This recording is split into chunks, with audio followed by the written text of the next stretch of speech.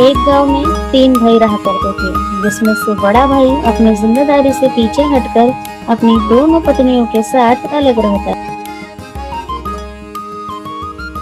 राजेश और मोहन के सर पर घर की सारी जिम्मेदारी आन पड़ी थी। मेरा छोटा भाई कितना मेहनत कर रहा है। भगवान इसकी मेहनत को फल दे। इसने तो कभी काम भी नहीं किया है, फिर भी काम कर रहा है। राजेश भैया को कितना काम करना पड़ता है खेतों में। आखिरकार राजेश भैया कैसे कर लेते हैं। बड़े भैया के जाने के बाद तो सारी जिम्मेदारी राजेश भैया पर ही आ गई। मोहन, आज भी बहुत है भाई। मुझे लगता है कि मैं घर चले जाना चाहिए और तुम खाना खा लो। तुम्हारी तबीयत तो कुछ ठीक नहीं लग रही है। भाभी से कहना मैं भी आ रहा हूँ। बस थोड़ी सी लकड़ियाँ तोड़ देता हूँ और फिर मैं भी चला आता हूँ। चलो चलते हैं।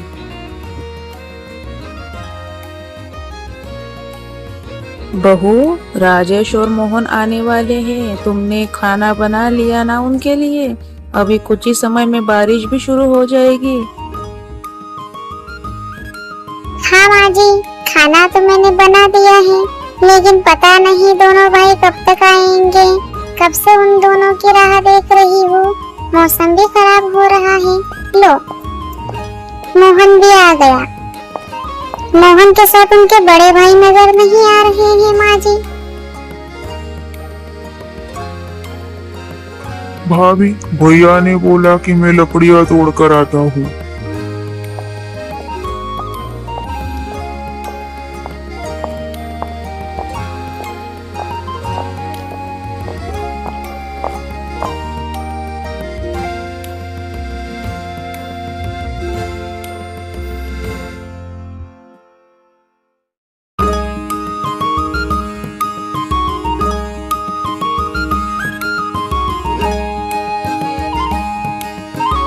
न जाने पिताजी की तबीयत कब ठीक होगी।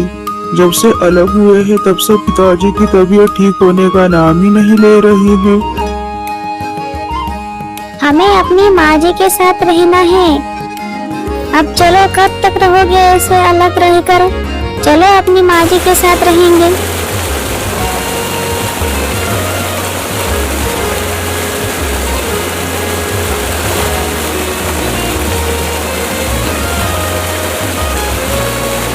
आप दोनों ने कल से खाना नहीं खाया है। अब खाना पेट भर के खा लो। मैंने गरम गरम समोसे बनाए हैं। बारिश भी हो रही है, कचौड़ियाँ भी बनाई है।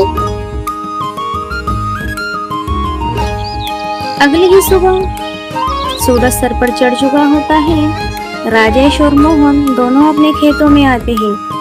एक के खेत में तरबूज लगे थे और दूसरे की फसल बर्बाद हो गई थी।